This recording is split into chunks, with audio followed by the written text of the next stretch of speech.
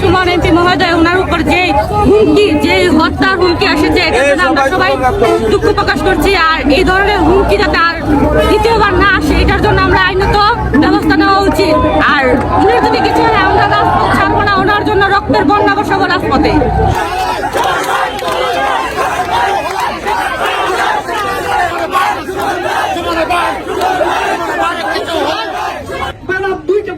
দুইটার সময় সুমন ভাইকে জানিয়েছে যে আপনাকে হুমকি দিচ্ছে। ওসি সাহেব কেন এই 24 ঘন্টা তাদের অনুকূলে রেখেছিল? যে তার কি ভূমিকা, রেখেছিল? আমি আপনাদের কাছে জানতে চাই। হুমকি দিছে, এটা ওসির মাধ্যমে দিছে।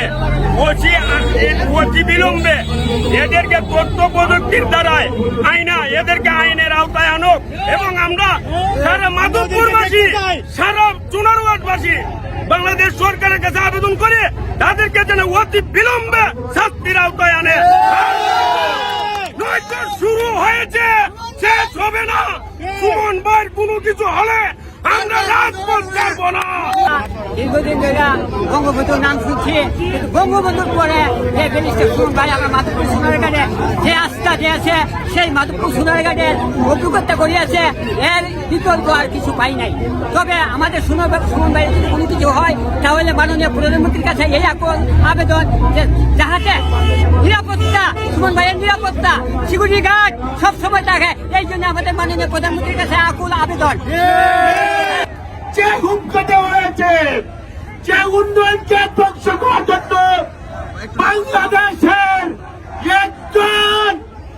একজন এমন নেতা যিনি বাংলাদেশের সমস্ত দুর্নীতিবাদদের বিরুদ্ধে লড়েছে, আমরা তাকে বাঁচিয়ে রাখতে চাই। এই জন্য আমরা সরকার বাবুরের কাছে চান, তাহলে মাধবপুর সোনারঘাটের প্রত্যেকটা মানুষের প্রাণ নিয়ে যেতে হবে।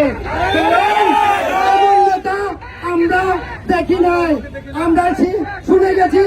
আমাদের বঙ্গবন্ধু শেখ মুজিবুর সাহেবের নাম শুনেছি, আর আমরা একজন নেতা দেখছি যে ব্যারিস্টার ফাইজুল হক সুমন ভাই।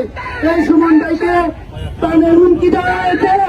যারা হুমকি দিয়েছে, যারা চড়াইতেছেন, তাদেরকে বলতে চাই আপনাদের দুর্নীতি অবশ্যই শেষ হবে।